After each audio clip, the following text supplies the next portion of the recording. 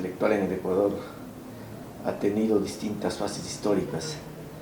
Una es la de la vigencia de la Ley de Derechos de Autor, por un lado, la Ley de Patentes Exclusivas de Explotación de Inventos, por otro lado, y la Ley de Marcas, que este esquema estuvo vigente hasta que en la comunidad andina se dictaron las normas tanto sobre propiedad industrial como sobre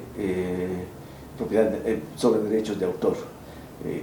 Con la vigencia de las primeras decisiones de la comunidad andina sobre esta materia, las leyes sobre todo de patentes exclusivas de exportación de inventos y de marcas de fábrica cambiaron y se unificó en toda la comunidad andina. También con la decisión 351 sobre derechos de autor se entró en la corriente mundial sobre la protección de derechos de autor.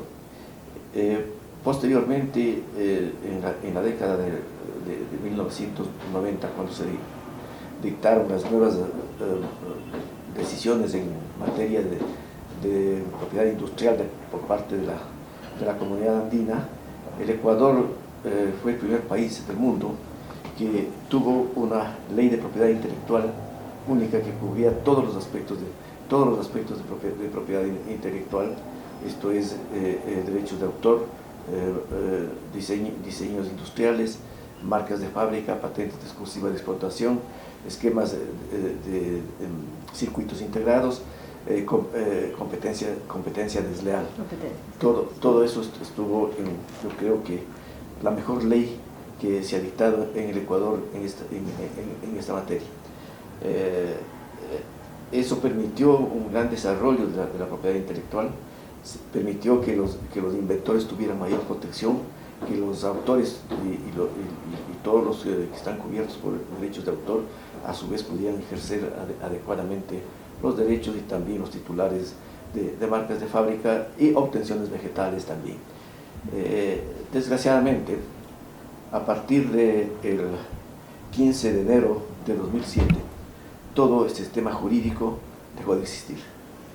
No porque se haya derogado, sino porque el Instituto Ecuatoriano de Propiedad Intelectual dejó de aplicar las normas legales y se sometió al pensamiento de quien desde entonces ejerce la presidencia de la República.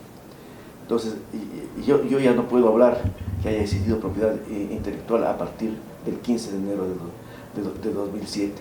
Al punto no ha existido propiedad intelectual que las decisiones que toma el Instituto de Propiedad Intelectual nunca se sujetan a la ley, no se dan motivos para la aplicación de la ley, para la no aplicación de la ley. Se violan normas constantemente de procedimientos.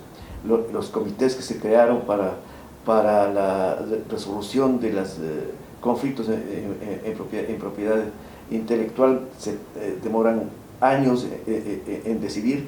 Hay casos que han estado pendientes 6 años, 7 años, 8 años sin ninguna decisión.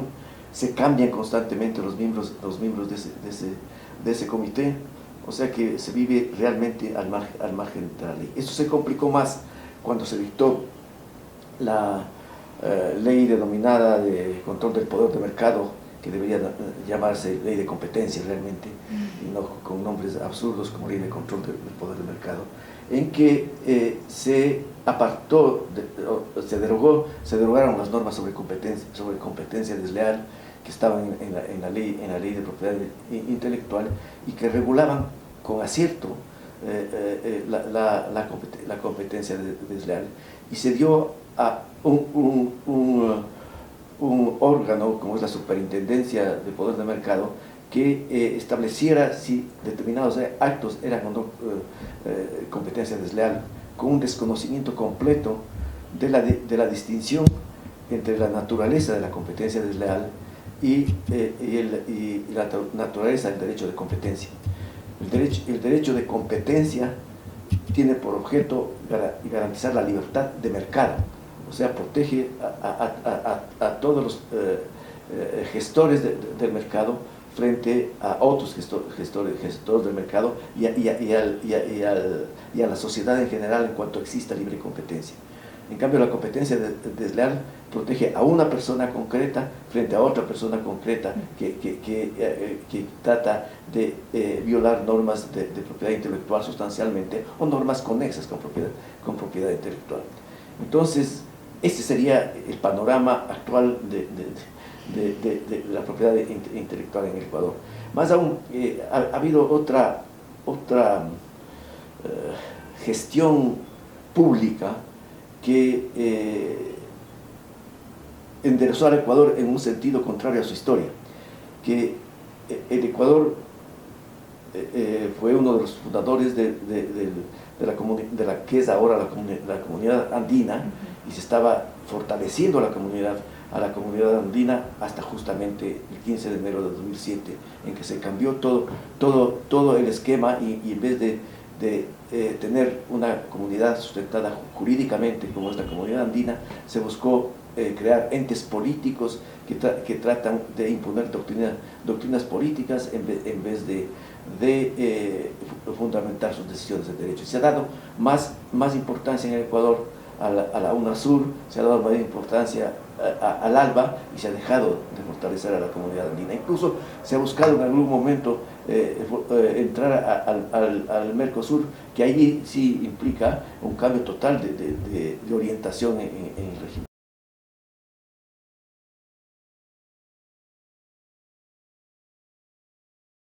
Lo interesante de ese caso es que ese caso se inicia cuando no existían normas tan eficientes como las que se dictaron posteriormente en materia de protección a las marcas famosas. Existía la ley de marcas, existía el tratado sobre marcas de fábrica, tratados sobre marcas de fábrica de Buenos Aires de 1910, sobre el cual había una notable discusión en el ámbito en el foro de abogados, que era si esa convención estaba o no estaba vigente en el Ecuador, porque no había sido publicada en el registro oficial. La convención fue ratificada por el Ecuador. Si uno mira los registros de ratificación de las convenciones de la Organización de Estados Americanos, encuentra que esa convención está ratificada por el Ecuador y por consiguiente es obligatoria. Pero no se lo publicó en el registro oficial hasta que en el gobierno del presidente Félix Cordero se la publicó en el registro oficial junto con otras convenciones que no habían sido publicadas. Entonces, al momento en que se inició el litigio, se invocó las normas de la Convención de Buenos Aires, pero siempre había la duda si era o no aplicable. En todo caso, lo que ahí se manifestaba también que afectaba a la competencia, a la leal competencia, el que alguien que había sido una empleada de McDonald's en California haya establecido restaurantes con el mismo nombre, y se demostró efectivamente la naturaleza de la marca McDonald's, cuántos restaurantes existían en el mundo, en qué países estaba, y se le pidió que se ordene que se abstenga de continuar utilizando esa marca. Ella no había registrado exclusivamente como nombre comercial el McDonald's, pero no lo había registrado como marca de fábrica. Y en un momento dado se logró registrar en el Ecuador no exactamente la marca McDonald's como tal, sino alguna otra marca, Ronald McDonald's, alguna cosa parecida, y también se registraron otras marcas. Y finalmente hubo una persona que se arriesgó a aceptar la licencia que le ofrecía McDonald's y abrió los restaurantes McDonald's auténticos. Y cuando ella se vio frente a la real competencia de McDonald's en Ecuador, sí, y ya se había dictado también la sentencia en contra de ella, ¿La de primera señora, instancia? no, en la Corte Suprema, la señora decidió cerrar los restaurantes. Y allí fue una cosa un tanto curiosa, que en alguna reunión que tuvimos para ver cómo podía ajustarse alguna forma de solución, ella se enteró que no había sido informada por su abogado que en la audiencia de conciliación, o sea, al inicio del juicio verbal sumario, que es el que se le planteó, se había propuesto una transacción por parte nuestra y que no fue aceptada por su abogado. Ella no sabía Nunca le informaron. Eso es lo que nos dijo, yo no sé. Ella dijo eso, yo no sabía que no, porque ¿qué fue lo que se le ofreció en un comienzo?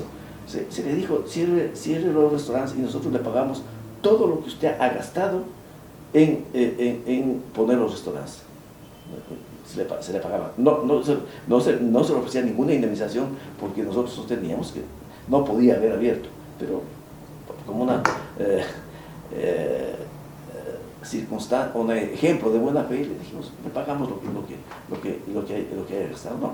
Entonces parece que ella nos dijo que el abogado no le había contado esto.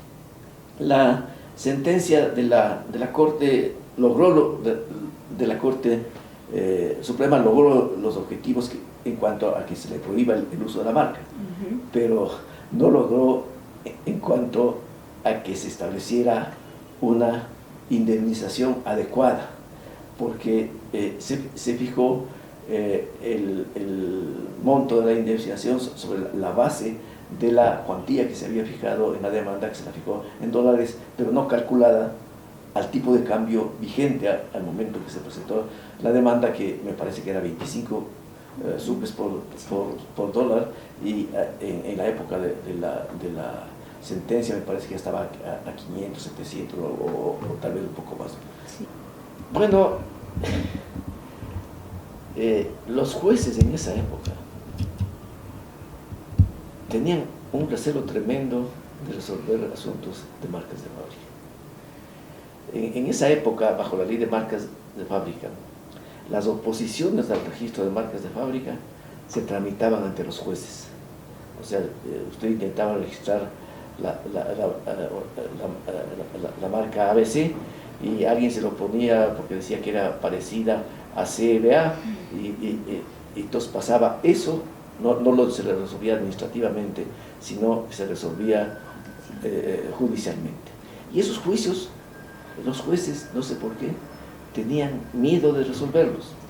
Más aún en un juicio que nunca había habido, un asunto de indemnización de daños y perjuicios por haber violado los derechos de una marca famosa, por haber atentado contra la competencia leal. Era difícil que los jueces se dediquen a tomar decisiones. Ya con el transcurso del tiempo que las leyes fueron cambiando, ya se habían incorporado las normas comunitarias, entonces ya fueron tomando mayor afecto a esa decisión, y por eso se demoró tanto tiempo, porque los jueces tenían recelo de equivocarse. Había otro aspecto también, si usted quiere, de protección a un ecuatoriano, ¿no? Le miraban como que la gran compañía multinacional trataba de sacar ventaja de una supuesta pequeña ciudadana ecuatoriana que había puesto un negocio en el cual estaba yendo bastante bien. Bueno, sí constituyen en el sentido de que se protegió una marca famosa sobre todo. Ese puede ser el antecedente de la protección. Hay otros casos tal vez que tienen mayor impacto actualmente, sobre todo las sentencias interpretativas del Tribunal de Justicia de la Comunidad Andina, ¿no? pero sí puede constituir un... Bueno, es que había que tomar en cuenta el cálculo que se hizo al inicio del proceso, en el año, me parece que fue 1979, 1980, que se inició el proceso, el monto que se fijó como el reclamo por daños y perjuicios, se le consideró suficiente para que se compense a McDonald's. O sea, no se pensó en abusar del infractor, sino de que compensara legítimamente con lo que se consideraba que era una indemnización adecuada, y por eso se ratificó, me parece, inclusive en dólares. Sí. Y con eso se pensó que no iba a variar en el tiempo, ¿no? Que no iba a variar en el tiempo ese monto, y también se pensaba que no iba a durar tanto el proceso, ¿no?